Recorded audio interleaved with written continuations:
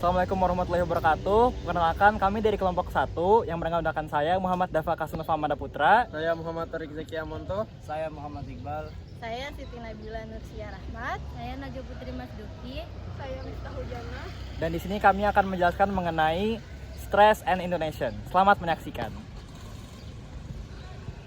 Assalamualaikum warahmatullahi wabarakatuh. Let me explain about stress and intonation and stress in English. So, first, listening in English doesn't only focus on word, but also notice stress and intonation. Why? Because these elements have convey meaning, emotion, and emphasis, which are essential for understanding the speaker's intent and message. Stress and intonation also represent speaker's attention and attitude. Failing to recognize stress and intonation makes you unable to understand what you hear even though you know all words.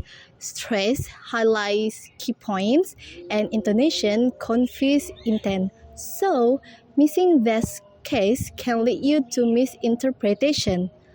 So, next I will explain about stress in English. English is a stress-time language because its rhythm is based on stress syllable occurring at regular intervals. Each syllable has different length of stress when it is uttered. Lengthening stress syllable in speech serves several key purposes. First, it helps listeners to identify important parts of word or phrase. 2. Stress can differentiate word meanings. Example, the word record can be as a noun or verb. 3. It contributes to the natural rhythm of speech. 4. Lengthening can highlight important idea. And last, it makes speech more fluid and engaging. So, stressed nouns, the syllable or word are uttered longer and stronger. Stress in English is divided into two. First, as a word level. It means each word has a syllable that should be stressed, and 2, sentence level. So, one sentence can have different words to be stressed. That's all from me. Thank you. Stress word is an emphasis on one of the syllables in the word. And this word emphasis is influential because can change the meaning as in verb and nouns. Main the elemental of the stress word are syllables. Syllables is word made up of the syllables. Primary stress is emphasis on one of the syllables. Secondary stress is an emphasis on one of the syllables that is not as obvious as primary stress. And an unstressed syllables, a syllables that has no stress.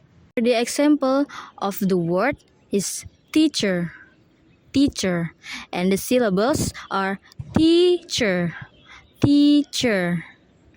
And the primary stress is T, teacher, and has no secondary stress, and unstressed syllables are teacher.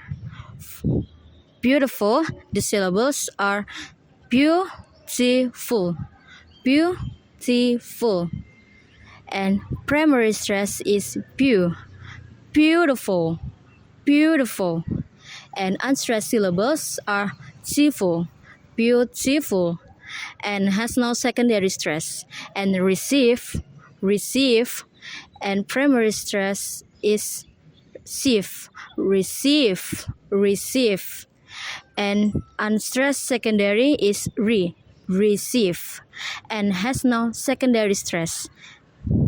For communication, the syllables are communication, communication, and the primary stress are C, communication, communication, and the secondary stress is mu, communication.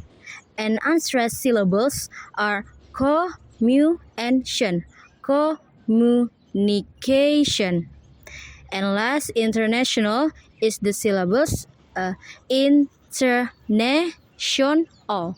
international, and the primary stress is ne, international, international. And unstressed syllable in the word is inter,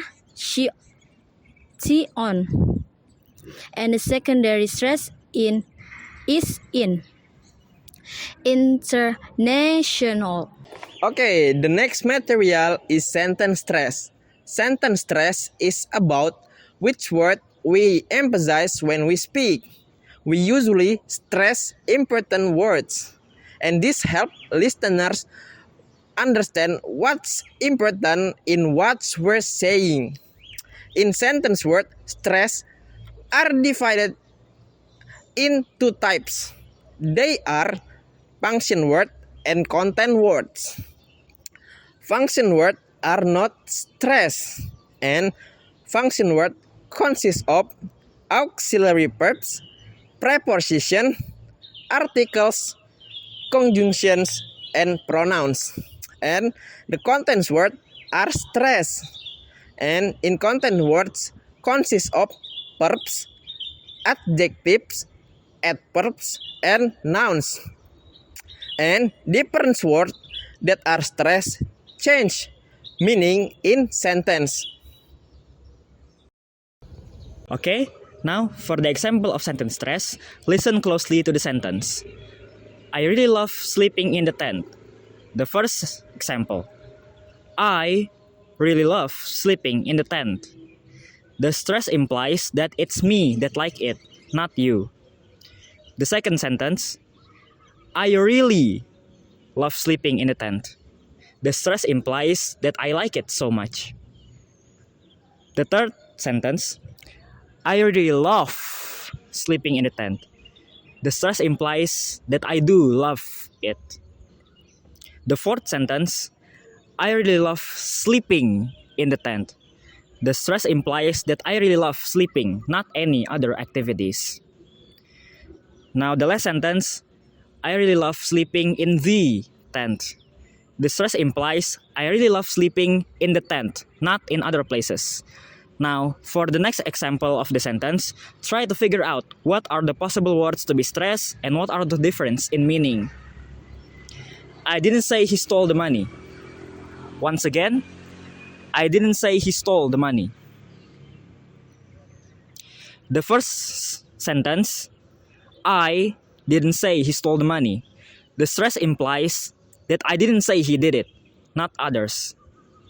The second one, I didn't say he stole the money. The stress implies that I didn't say he stole the money, but maybe he did other things. The third, I didn't say he stole the money. The stress implies that he didn't steal money, but maybe others did. The fourth, I didn't say he stole the money. The stress implies that he didn't steal money, but maybe he just picked it up. And the last one, I didn't say he stole the money. The stress implies that he didn't steal money, but maybe stole other things. And the next one is about intonation. So the last point, we're going to talk about intonation. So intonation is divided into three pieces. The first one, we're going to talk about vowel intonation. Vowel intonation is usually used to some certainty statement and WH type of question. So here's the example. The first one is I enjoy the music. I enjoy the music. So the word music in the sentence is given some vowel intonation. It's because this sentence emphasizes statement of certainty. So the second example of vowel intonation is who sang the song? Who sang the song? So the song word song in this sentence given a fall intonation is because this sentence emphasizes of WH type of question. So the second one, we're gonna talk about rise intonation. So rise intonation is usually used in a doubt and uncertainty statement. Yes or no question and WH type of question. Here's the example. Are you okay? Are you okay? The word okay in the sentence is given rise intonation. It's because this sentence emphasizes a yes or no type of question. And the second example, I'm gonna use, what did you say? What did you say? So the word say in the sentence is given a rise intonation.